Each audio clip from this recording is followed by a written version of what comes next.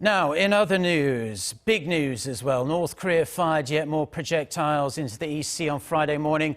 2 were fired around 7 hours ago now. They are the second launch in 2 days and third in just over 1 week. Our Kim Ji-yeon is at Seoul's Defense Ministry. Ji-yeon, more details, I believe, are starting to emerge about these launches this morning.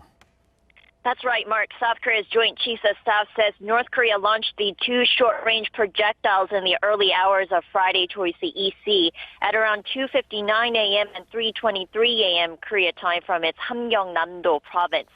Just seconds ago, the Joint Chiefs of Staff says the projectiles had an altitude of around 25 kilometers, basically some 220 kilometers, and the maximum flight speed of 6.9 Mach.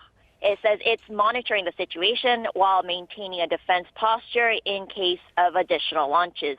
This follows the 2 short-range ballistic missiles fired by the North a couple of days ago. The missiles fired last Thursday and on Wednesday, according to the Joint Chiefs of Staff, were both short-range and ballistic and were fired in the early hours in a northeasterly direction towards the East Sea, all flying at altitudes of less than 50 kilometers.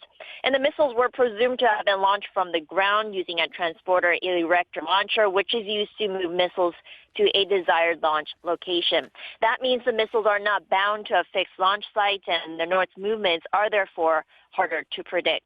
North Korea has already released a report and photos of its military activity of Wednesday. The regime stated it tested a new multiple rocket launcher, quote, newly developed large caliber, multiple launch guided rocket system, countering the assessment by the Joint Chiefs of Staff that there are short range ballistic missiles that had features similar to Russia's Iskander-class ballistic missiles.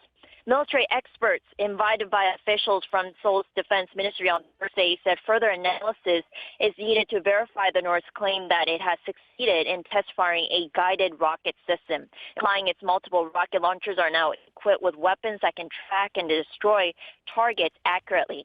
And the experts corroborated the Joint Chiefs of Staff's statement that the South Korean military is capable of intercepting all missiles launched by North Korea so far this year with the existing Patriot anti-missile system based upon simulations.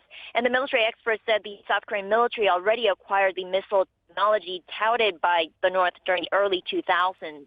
Although North Korea could have acquired the technology, the experts said it's still in the test firing stage, and the technology is not fully operational due to factors that include lack of infrastructure and resources. Back to you, Mark.